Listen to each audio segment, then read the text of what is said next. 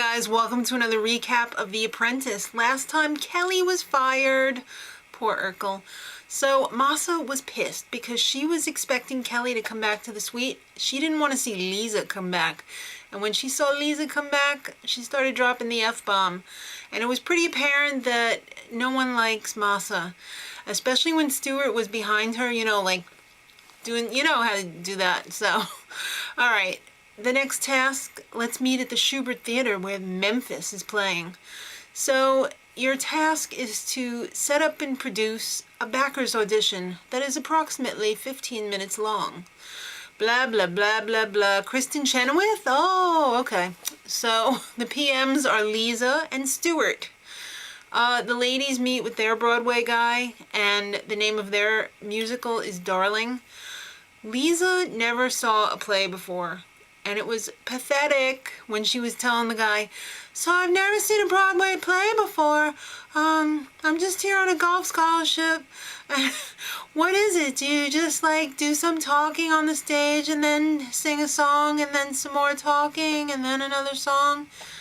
The guy was disgusted, but not as disgusted as when Stephanie stepped up and was like, "I studied with the Royal Conservatory for 30 years, and I'm pretty much a musical expert." Really? Who cares? We work with ABRSM too. In fact, the judge just came in from London last week. BFD. Alright, so the men meet with the Broadway girl, and the name of their musical is Little Miss Fix-It. Raise your hand now if you were observant and you caught Stuart looking at her chest. And then later on, too, at Kristen Chenoweth's chest. Excuse me, that's crossing the line. No one does that to Kristen Chenoweth. Unless she wants it. Alright, so David is demoted to ordering lunch for the group. Which is a damn shame, because David is practically like Andy from The Office. He's a total thespian. Amateur, of course. But he's got some great ideas, and I totally bet he wishes he was in the show. He was really great, though. I gotta hand it to him. He really stepped up and, forced his way in there, and you know what? The friggin' men would have gone up in flames because none of those stiffs knew anything about music. Alright, so Dawn shows up at the ladies' team and notices that Liza is, how do you say, a blank. Yeah. And in the car on the way to the presentation, she couldn't even write the 3 sentences to begin the presentation. Masa had to do it for her. When she first read it, it sounded like a 5th grader wrote it. This is my presentation. No. Alright, so the men's presentation was first. I thought it was pretty great. It showed off David 100% in that. But it was only ruined at the end by Stuart stumbling all over his words. He might as well have taken a dump on the stage. He could not even wrap it up. The ladies, they fell short with their print material. It just so happens that there was no info on it for potential investors. Alright, but Liza was actually considered good by Kristen Chenoweth. She liked her, and the guy judge, who cares what his name is, right? Because he's not Kristen Chenoweth. Yeah, he thought it was kind of hard to follow.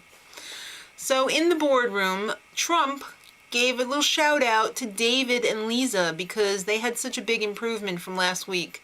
Honey, anything would have been an improvement from last week. So Trump also calls out Stuart for stumbling in his presentation, and the ladies' print material sucked because that's the biggest crime of all, not to have the phone number there when you want to write a check, and then you wake up and you say, I don't want to do it. Alright, so Stephanie, honey, you're not scoring any points with the Trump. He don't like a braggart. And the men win. And Stuart's prize is to meet with Larry Young, the CEO of Snapple, because they're a longtime sponsor of the show.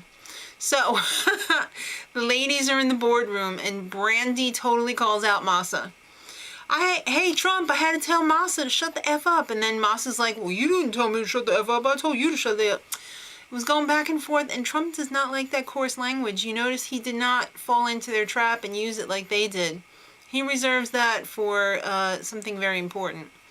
So there was a revelation during the ladies' boardroom. Masa apparently told Clint last week before the boardroom how much money her team made, and said that Clint told her too. Well, when the men heard it on the big screen in the suite, Clint had smoke coming out of his ears, and he and the men stormed the boardroom. And Masa lost control. She just started screaming and shrieking, I'm not lying, Mr. Trump, blah, blah, blah.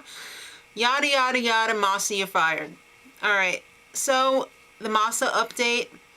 Guess what, kids? She's a little attention whore, and she wants to be in front of the camera. What the hell kind of an update is that? It doesn't say, like she's doing this to, or she just got this job or whatever. Big deal. I like pizza. All right, so with that personality, honey, you got a tough row to hoe. So until next week, much love.